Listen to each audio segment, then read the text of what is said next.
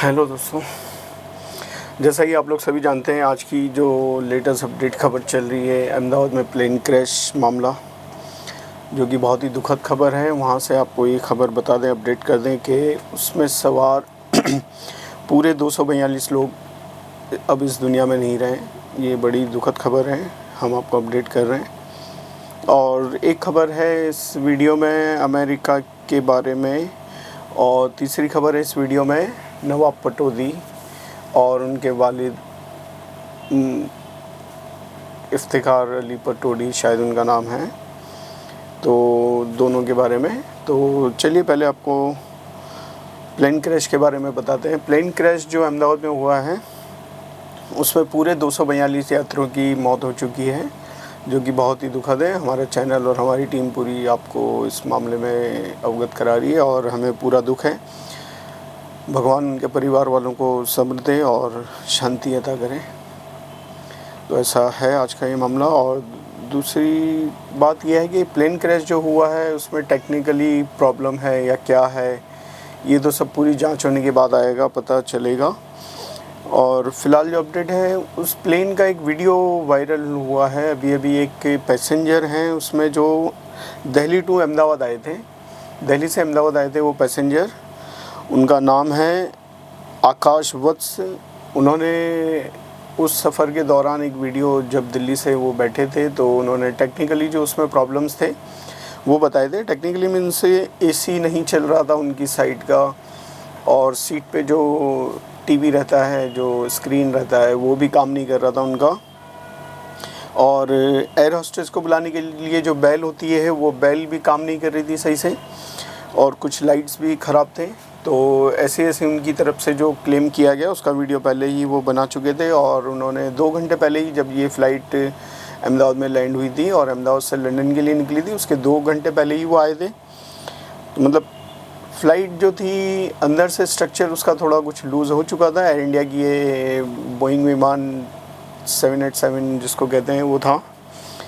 और दोस्तों, अब जो हो चुका है उसके लिए तो कुछ भी नहीं, मगर आने वाले वक्त के लिए हम लोग प्रिपेयर्ड हो सकते हैं। एयर इंडिया को कड़े कदम उठाने चाहिए। अपनी सारी ऐसी फ़्लाइट्स जिसके ऊपर उनको डाउट है या डाउट करना चाहिए। और ये जो बोइंग विमान था 787, उसका एक और मसला ये है कि जिस कंपनी से मैन्युफैक्चरिंग होके आए थे उस कंपनी ने भी, अमेरिका से एक न्यूज़ आ रही है उसके लिए कि उसकी कंपनी के या किसी रिपोर्टर ने 1-2 घंटे पहले ही ये बताया है कि उसके मैन्युफैक्चरिंग में कुछ प्रॉब्लम तो थी। इसके पहले भी ये न्यूज़ वायरल हो चुकी है। लास्ट ईयर एक प्लेन क्रैश हुआ था, उस वक्त शायद ये बात उड़ी थी, और सब मामला जब देखे गए थे तो ये सब बातें सामने आई थी।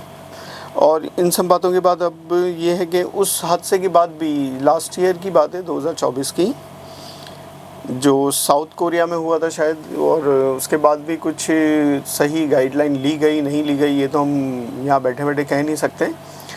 मगर जहाँ तक लोगों का कहना है या न्यूज़ का कहना है, पिछली न्यूज़ों का, और टेक्नीशियन और एयर पायलट्स, वो एयरफोर्स एयर इंडिया के जो पायलट्स हैं जो पहले काम कर चुके हैं, या जो टेक्नीशियन हैं जो भी इस फील्ड से ताल्लुक़ रखते हैं, उनके इंटरव्यूज़ चल रहे हैं फ़िलहाल। और वो लोग अपनी अपनी तरफ से अपनी अपनी उम्मीद बता रहे हैं कि भाई ऐसा हो सकता है। इस फ़्लाइट में 2 इंजन होते हैं, तो ये 2 इंजन जो थे उसमें एक बंद होता है, कभी एक साथ दोनों बंद हो जाना बहुत बड़ी बात है। कुछ लोगों का कहना है कि दोनों इंजन फेल हो चुके थे, क्योंकि फ़्लाइट ने जब टेक ऑफ़ किया अहमदाबाद से, और टेक ऑफ़ होने के बाद वो थोड़ी आगे जाते ही जो है डाउन होती गई। उस वक्त उसकी स्पीड 200 से 250 किलोमीटर प्रति घंटा होती है, ये भी हम आपको बता दें। और उस स्पीड पे वो प्लेन नीचे जा रहा था, क्योंकि स्टार्ट में जब अगर एक इंजन टेक्निकली ख़राब होता है तो दूसरा इंजन वर्किंग पोजीशन में होता है, तो फ़्लाइट कुछ ऊपर जानी चाहिए। ये एयर इंडिया के जो कुछ पायलट्स हैं उन लोगों का कहना है, जैसा इंटरव्यूज़ में आ रहा है कुछ न्यूज़ चैनल्स में, तो लोग कह रहे हैं कि अगर एक इंजन बंद हुआ होता तो दूसरा इंजन वर्किंग पोजीशन में होता, तो उस पोजीशन में क्या होता, कुछ भी टेक्निकली होता तो एक बार वो और ऊपर जाता। पायलट जो होते हैं उसमें मौजूद, उसने हेल्प के लिए भी मैसेज डाला था। फ्रेंच भाषा में कुछ एक वर्ड है वो चल रहा है, वो जो उन्होंने हेल्प के लिए मैसेज डाला था, तो वो भी एक बात चल रही है कि पायलट को पता चल चुका था कि अब ये प्लेन जो है क्रैश हो सकता है या कहीं भी कुछ भी हादसा हो सकता है। उन्होंने बहुत कोशिश भी की बचाने की, क्योंकि जब ये प्लेन का एक वीडियो शेयर हो रहा है, अभी चल रहा है सोशल मीडिया पे और सब मतलब टीवी चैनल्स पे, तो उसमें बताया जा रहा है कि प्लेन जब टेक ऑफ होने के बाद जब डाउनफॉल होने लगा, नीचे की तरफ आने लगा, तो उसमें एक वो बिल्डिंग से या एक झाड़ से पहले टकराया था, और वो झाड़ से टकराने के बाद में तो उससे पायलट ने उसको बचाया भी कुछ हद तक, और पीछे का हिस्सा टकराया था कुछ, और फिर आगे वो बिल्डिंग की तरफ जा रहा था। डॉक्टर्स रेसिडेंस बिल्डिंग थी, जो डॉक्टर्स जो अभी पढ़ाई कर रहे हैं डॉक्टरी की, उनके लिए एक बिल्डिंग थी, अमृतुल्य कुछ बिल्डिंग का नाम था, ऐसा कुछ है, वो है बिल्डिंग भी आ रही है अभी सब विजुअल में। वहाँ भी कुछ लोग रहते थे, और कुछ लोग नहीं, काफ़ी लोग रहते थे वैसे तो वो एक सेंटर था जो जहाँ पर प्लेन क्रैश हुआ, और वो बिल्डिंग भी पूरी तरह क्षतिग्रस्त हो गई है। और विजुअल तो आपने देखे ही होंगे, विजुअल बहुत दर्दनाक हैं, जो हादसे के बाद के हैं और हादसे के पहले की भी हैं। जब प्लेन उड़ रहा था और नीचे डाउनफॉल जा रहा था, वो भी विजुअल चल रहे हैं। और अभी अहमदाबाद के जो कमिश्नर हैं, उन्होंने एक प्रेस कॉन्फ्रेंस की और ऑफिशियली अनाउंस कर दिया है कि दोस्तों जो है वो जो गुजरात के पूर्व सीएम भी थे उसमें सवार, विजय रूपाणी, वो अपनी बेटी से मिलने लंदन जा रहे थे, और वो भी इस दुर्घटना में अपनी जान गंवा चुके हैं। और टोटली मैंने आपको पहले ही बता दिया कि इस बोइंग कंपनी का भी बयान आ रहा है, वो एयर इंडिया के संपर्क में है अभी, और वो टेक्निकली क्या एरर आ रहा है क्या नहीं वो जानने की कोशिश में है। वो कंपनी जो है वो डिटेल लेगी, और उसके बाद अपने दूसरे जो विमान, पहले ही ये कंपनी का बयान भी आ चुका है कि इसमें कुछ टेक्निकली एरर जो हैं, इन जो भी मैन्युफैक्चरिंग फ़्लाइट्स थे उनके जितने भी बनाए थे उन्होंने, ये 787, तो ऐसा उनका मानना है, तो इसलिए वो पूरी नज़र बनाए हुए हैं। इस प्लेन क्रैश में 169 इंडियंस थे, 7 पुर्तगाल के थे, 1 कनाडाई नागरिक थे, और 53 जो थे ब्रिटिश नागरिक थे उसमें, जो कि फ़्लाइट लंदन ही जा रही थी। 1 मिनट के अंदर ही प्लेन क्रैश हो गया दोस्तों। सोचो 1 मिनट में स्पीड कितनी पकड़ लेता है प्लेन जो था ये एयर इंडिया का, 200 से 250 की स्पीड का बताया जा रहा मामला। तो ये खबर है दोस्तों। और दूसरी खबर एक है, नवाब पटौदी ट्रॉफ़ी जो एक होती है लंदन में भी कुछ दिनों में स्टार्ट होने वाली है, टेस्ट सीरीज़ है, जिसके लिए हमारी भारतीय टीम का अनाउंस भी हो चुका है, और वो लोग शायद जा भी चुके हैं, या कुछ लोग अभी जाने वाले होंगे, कुछ पहुंच गए होंगे। उस ट्रॉफ़ी का जो मतलब ये ट्रॉफ़ी होती थी, अब मैं ऐसा कहूँगा कि नवाब पटौदी ट्रॉफ़ी होती थी, जो कि अब ये ट्रॉफ़ी रिटायर्ड हो गई है। पहली बार ऐसा हिस्ट्री में आ रहा है कि ट्रॉफ़ी रिटायर्ड हुई है, ट्रॉफ़ी का नाम बदल दिया गया है, और अब इस ट्रॉफ़ी का नाम तेंदुलकर और शायद एडरसन रखा गया है। पहले इसका नाम नवाब पटौदी और एक इंग्लैंड के प्लेयर्स थे उनके ऊपर था, और नवाब पटौदी और उनके डैडी, इन दोनों पे, मंसूर अली खां पटौदी जो थे सैफ अली के डैडी हैं वो, और उनके डैडी जो हिस्ट्री क्रिएट की थी उन्होंने क्रिकेट में, जो इंग्लैंड और इंडिया दोनों के खिलाफ खेले हुए खिलाड़ी हैं। ऐसे पहले ऐसे भारतीय खिलाड़ी हैं वो, जो कि इंग्लैंड के लिए भी खेल चुके हैं इंटरनेशनली, और हिंदुस्तान के लिए भी खेल चुके हैं। तो ये बहुत ही दिग्गज थे, और मंसूर अली खान को टाइगर पटौदी के नाम से भी जाना जाता था दोस्तों, और ये नाम उनका क्रिकेट में आने के बाद ही पड़ा था। एग्रेसिव थे क्रिकेट को लेकर, बहुत ही मतलब समर्पित भी थे, और उन्होंने बहुत ही अच्छा योगदान दिया था क्रिकेट में। सभी लोगों को पता है, जो क्रिकेट प्रेमी हैं वो लोग जानते हैं कि उनका क्या योगदान था, और हिंदुस्तानी क्रिकेट को जीत की राह पे डालने के लिए वो पहले ऐसे क्रिकेटर माने जाते हैं। कैप्टन बहुत कम उम्र में बन गए थे और बहुत ही एग्रेसिव थे, इसीलिए उन्हें टाइगर पटौदी कहा जाता था। और उनकी एक आँख की भी कुछ प्रॉब्लम थी जो कि उन्हें लग गया था, और चोट के दौरान उनकी आँख की रोशनी वो शायद गंवा चुके थे, और डिफेक्टेड आँख थी उनकी।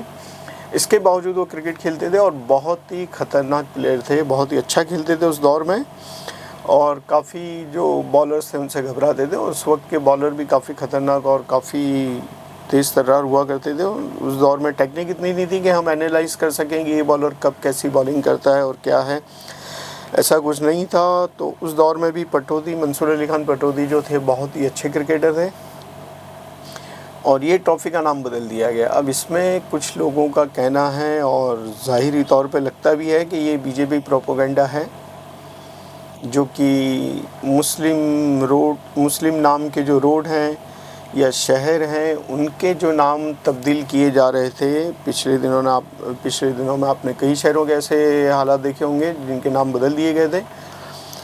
इलाहाबाद को प्रयागराज कर दिया गया और कुछ ऐसे शहर हैं, कुछ रोड्स हैं। अभी बीच में एक दिल्ली के एक रोड के ऊपर तो, जो कि अभी नाम उसका चेंज नहीं हुआ है, इसके बावजूद वहाँ के एक पता नहीं बीजेपी के मंत्री थे, एमएलए थे, कौन थे, उन्होंने अपने घर के बाद नेम प्लेट जो है वो चेंज कर दी थी और उसका नाम कुछ और रख दिया था। तो दोस्तों ये अब क्रिकेट में भी आ चुका है। कहने का मतलब ये है कि क्रिकेट में भी आ चुका है और ये मुस्लिम नाम के साथ ही क्यों ऐसा करते हैं, ये भी एक सोचने वाली बात है। बाकी सोच जाहिर होती है उससे, क्योंकि बीसीसीआई में हैं अमित शाह के बेटे, जो मेन मेंबर हैं, जो करता धरता हैं बीसीसीआई में फ़िलहाल, और एक राजीव शुक्ला भी हैं कांग्रेस की तरफ से। वो मौन धारण किए हुए हैं। ये एक अचरज की बात है, उन्हें आवाज़ उठानी चाहिए थी, मगर पता नहीं क्यों चुप हैं। सोच सकते हैं आप लोग, लेकिन जो भी हो रहा है बहुत गलत हो रहा है। उससे भी गलत एक बात इसमें यह है कि क्रिकेट प्रेमी है, वो किसी जाति धर्म को नहीं मानते, उनका धर्म सिर्फ क्रिकेट होता है। देश के प्रति समर्पित होते हैं वो लोग। देश अगर जीतता है तो खुश होते हैं, देश अगर हारता है तो वो दुखी होते हैं। ये हमने कई बार देखा है और फील भी किया है खुद ने भी, मैंने भी, आप लोगों ने भी किया होगा। तो ये चीज़ तो आप लोगों ने देखी ही है। लेकिन सचिन तेंदुलकर जो क्रिकेट के भगवान माने जाते हैं, कुछ फैंस उनके जो हैं उनको क्रिकेट का भगवान कहते हैं, मगर उस भगवान ने भी ये गलती कर दी है कि उस प्रपोज़ल को एक्सेप्ट कर लिया है, या अभी तक उन्होंने उस पर कुछ टिप्पणी नहीं की, ये बयान नहीं दिया है कि ये ट्रॉफ़ी का नाम बदल कर मेरे नाम पे रखा गया है। तो मैं इससे खुश नहीं हूँ, क्योंकि वो एक लीजेंड हैं। उनको देख के या ऐसे प्लेयर्स को देख देख के हम लोग क्रिकेटर बने हैं। भले वो उन्होंने मंसूर अली खान पटौदी को फॉलो किया होगा, नहीं किया होगा उस दौर में, मुझे पता नहीं। उन्होंने कपिल देव को किया होगा, रवि शास्त्री को किया होगा, श्रीकांत को किया होगा, सुनील गावस्कर को किया होगा, अजहरुद्दीन को किया होगा। ऐसे सब प्लेयरों के दौर के बाद वो आए थे और उन्होंने क्या किया होगा ये तो हम नहीं कह सकते हैं, लेकिन एक उम्मीद लगा सकते हैं कि ऐसा ऐसा हुआ होगा। और हर क्रिकेटर का यही होता है। आज के दौर के जो बच्चे हैं, खेल रहे हैं या आने वाले वक्त में वो बड़े क्रिकेटर बनना चाहते हैं, अगर उनसे पूछो कि भाई आपका कौन सा ऐसा प्लेयर है जिसको आप देखकर या फॉलो करके अपने क्रिकेट को संवार रहे हैं या क्रिकेट में आना चाहते हैं, तो लोग फटाक से कहेंगे, बच्चे फटाक से कहेंगे कि हमें बुमराह पसंद है, हमें मोहम्मद शमी पसंद है, हमें सिराज पसंद है, हमें विराट कोहली पसंद है, ये सब प्लेयर। और अभी आरसीबी के एक ट्रॉफ़ी जीतने पर, आपने आईपीएल ट्रॉफ़ी जीतने पर आपने एक कार्यक्रम में भी देखा होगा, लाखों की तादाद में पब्लिक वहाँ जमा हो गई थी बेंगलुरु में, और वहाँ भी भगदड़ मची थी मिसमैनेजमेंट की वजह से। 13 लोगों की वहाँ मौत हो गई थी, शायद 11 या 13 हो चुके हैं अभी तक, तो पहले 11 थे। तो वो खबर थी और उसके just next day Virat Kohli सीधे लंदन निकल लिए। अभी वो लंदन में ज़्यादातर वक्त गुजारते हैं जैसे फ्री होते हैं क्रिकेट से तो, और अभी तो उन्होंने टेस्ट क्रिकेट से भी संन्यास ले लिया है, अपने भी बच्चों के साथ वहीं ज़्यादातर वक्त गुजारते हैं। लंदन शिफ्ट हो चुके हैं। उनका बेटा तो लंदन ही में पैदा हुआ है, तो उनकी वहाँ की नेशनलिटी है उनके बेटी के पास जो भी हैं वो।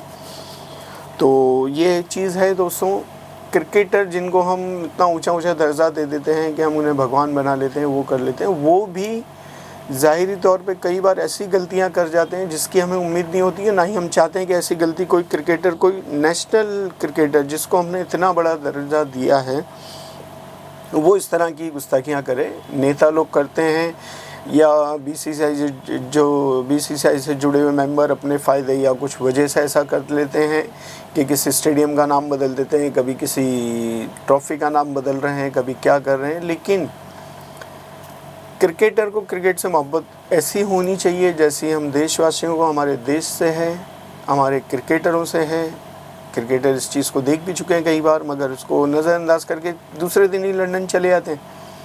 ये भी लोगों को बहुत बुरा लगा था कि विराट कोहली, जिनके मतलब लोगों ने पता नहीं क्या क्या प्रार्थनाएं की होगी, उनके जो फैंस थे या जो उनके आरसीबी के चाहने वाले दीवाने थे, उन्होंने अपनी दीवानगी भी बताई। वहाँ जो सक्सेस रैली उनकी जो थी, वहाँ पे बेंगलोर में पहुँचे थे लोग और वहाँ मिसमैनेजमेंट हुआ। उसके बाद में कुछ गिरफ्तारियाँ भी हो चुकी हैं बेंगलुरु क्रिकेट क्लब के कुछ मेंबर्स की और कुछ लोगों की।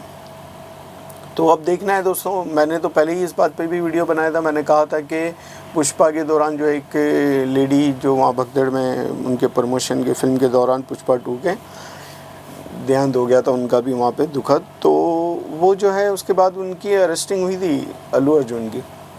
यहाँ किसी ने कोई मतलब अधिकारी ने किसी ने मतलब बड़े नाम लिए ही नहीं, जैसा कि मैं तो लेता ही हूँ। मैंने कहा कि विराट कोहली को इस बारे में खुद को भी आगे आके कुछ कहना चाहिए था, खुद को भी कुछ डोनेशन करना चाहिए था। वहाँ जो भगदड़ में लोग ज़ख्मी हुए, कुछ घायल हुए और 13 लोग, जैसे कि मैंने बताया खबरों के हवाले से, देहांत हुआ उन लोगों का।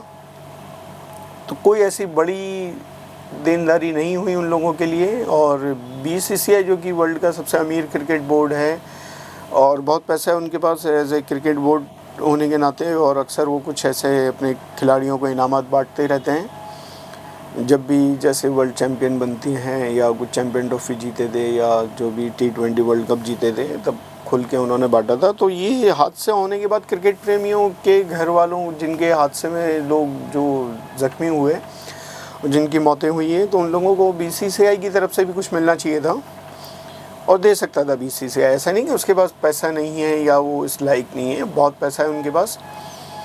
हमारे देश का आम आदमी ही गरीब है, बाकी बड़े बड़े ऐसे बोर्ड, बड़े बड़े अंबानी, विजय माल्या करोड़े लेके लापता हैं वो तो, उनको तो खैर वो क्रिमिनल है, उनकी तो बात भी इस तरह के टॉपिक में नहीं करनी चाहिए, मगर क्या करें, उनसे रिलेटेड है।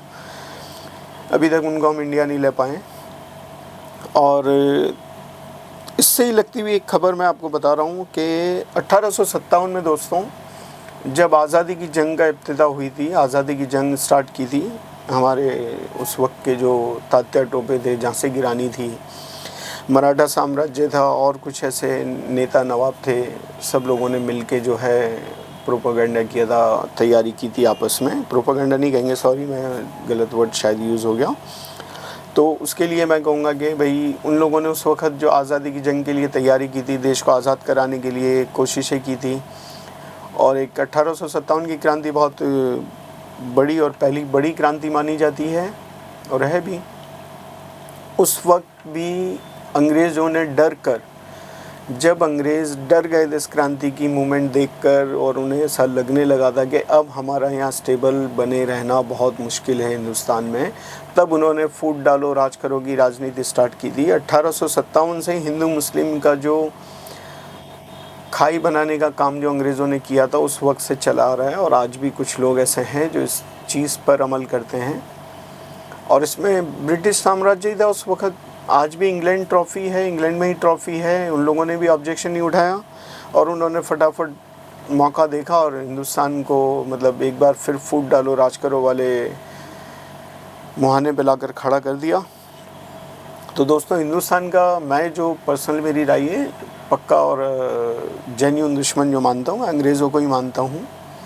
ऑस्ट्रेलिया की भी हरकतें आप देख चुके हैं, अमेरिका की भी देख चुके हैं और इंग्लैंड की तो हमने कई सालों साल झेला ही है। हमने नहीं, मतलब हमारे बुज़ुर्गों ने झेला है, जो कि बहुत दुखद घटनाएं हुई थी उस वक्त। जलियांवाला बाग है और भी कई ऐसे हादसे हुए हैं जो अंग्रेज़ों ने बर्बरतापूर्वक यहाँ जुल्म किया था हमारे पूर्वजों पर, हिंदुस्तानियों पर। और बड़ी मुश्किल से जो है हमारे सब पूर्वजों ने हिंदुस्तान को आज़ाद कराया था, जिसमें कोई जाति कम्युनिटी का एक नाम नहीं था दोस्तों। वो सब हिंदुस्तानी थे, सब ने अपनी जानें दी, अपने घर परिवार न्यौछावर कर दिए देश की आज़ादी के लिए। और उस वक़्त भी जो मजबूत हिंदुस्तानी थे, उन लोगों ने इस मुहिम को नकार दिया था कि हिंदू मुस्लिम एक ही हैं, तुम फूट डालो राज नहीं कर सकते। कुछ वक्त तक भले बहक जाते हैं कुछ लोग, मगर उसके बाद आपका कुछ नहीं होने वाला है यहाँ। और 1947 में जैसा कि आप लोगों ने देखा, उस 1857 की क्रांति के 90 साल बाद दोस्तों, 90 साल तक कंटिन्यू लगे रहे थे सब लोग वहाँ पे और देश को आज़ाद करा दिया था। खैर, ये टॉपिक आप लोगों को कईयों को पता होगा, मगर नई जनरेशन को ऐसी बातें कम पता होती हैं। मुझसे जो जुड़े हुए व्यूअर्स नई उम्र के जो हैं, और उन लोगों को ऐसे वीडियो सुनने चाहिए, देखने चाहिए। चिल्ला चिल्ला के रिपोर्टिंग करने वाले, कॉमेडी और बेहुदा वर्ड यूज़ करके कॉमेडी पे ऐसे फूड वीडियो बनाने वाले लोगों के वीडियो आप लोग देखते हो, हमारे ऐसों के वीडियो देखा करो तो बहुत मज़ा आएगा आप लोगों को, कुछ सीखने को भी मिलेगा। और दोस्तों एक खबर है अमेरिका की, कि अमेरिका जो हमारे मतलब पीठ पीछे उल्टी सीधी हरकतें करता है, और पीठ पीछे क्या वो बाद में पता ही चल जाती हैं। अमेरिका में कुछ एक फंक्शन होने वाला है जिसमें उन्होंने पाकिस्तान के मुनीर को बुलाया है, जनरल मुनीर को, और एक तरफ तो वो मुखालिफत करते हैं, हमारे सामने हमारी गाते हैं, वहाँ जाके उनकी गाते हैं, मगर ज़ाहिरी तौर पे ऐसी हरकतें करते हैं जो पाकिस्तान को सपोर्ट करने वाली बातें, जिस पे हम लोग चिढ़े थे कि तुर्की ने पाकिस्तान को सपोर्ट किया है। और कुछ लोग जो बोलते हैं ना नफ़रती चिंडू, उन्होंने आमिर खान की फ़िल्म सितारे ज़मीन पर के लिए भी ये टॉपिक उठाया था कि तुर्की गए थे और तुर्की पाकिस्तान की सपोर्ट थे। तो आज अमेरिका क्या कर रहा है दोस्तों, हमें अमेरिका जैसों का बाइकआउट करना है। तुर्की जैसे हमारे कहीं नहीं हटते, बहुत दूर हैं वो, और दूर तो अमेरिका भी है मगर हमसे कैपेसिटी में उस लायक नहीं है, हम लोग उससे कंपेयर करें, उससे हमसे कंपेयर करना चाहिए। तुर्की पाकिस्तान जैसे देश जो हैं बहुत छोटे देश हैं आबादी के मामले में और हमारी ताकत के मामले में, तो हमसे मुकाबला वो करें, हमसे कंपैरिजन वो करें।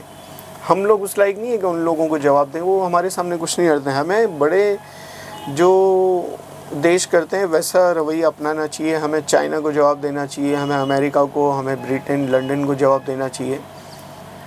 तो ऐसे जवाब देने चाहिए कि लोगों को इबरत हासिल हो, लोगों को लगे कि हिंदुस्तान अपने पैरों पर मजबूती से खड़ा है।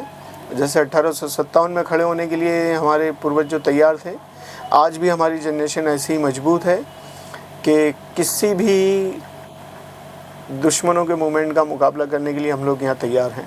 हमारी सेना इतनी मजबूत है कि हमें ऐसे लोगों से डरने की ज़रूरत नहीं है। जैसा कि हाल में ही आपने देखा होगा जंग के दौरान हमारे भारतीय सेना ने बहुत ही अच्छा काम किया, बहुत ही दिलेरी हिम्मत के साथ ये जंग में जो कामयाबियाँ हासिल की हैं वो काबिल तारीफ़ हैं। उनकी ओर से कभी कोई कमी नहीं रही हमारी हिफाजत में। तो दोस्तों हमें किसी से कोई ऐसे डरने की ज़रूरत नहीं है, चाहे वो अमेरिका हो, चाहे ब्रिटेन हो, चाहे ऑस्ट्रेलिया हो। ये लोग हिंदुस्तान को फूट डालो राज करो वाली कंडीशन में लाते हैं। अमेरिका में भी एक स्टूडेंट का आपने केस देखा होगा जिसमें स्टूडेंट यहाँ से प्रॉपर बहुत ही परफेक्ट वीज़ा लेकर अमेरिका में लैंड हुआ, और एयरपोर्ट पर ही उससे जो इमिग्रेशन के वक्त जो बातचीत होती है और इंट्रोगेशन होता है उसमें कुछ क्या बात हुई हमें उसकी डिटेल नहीं है और ना ही डिस्क्लोज़ हुआ ये सब मामला।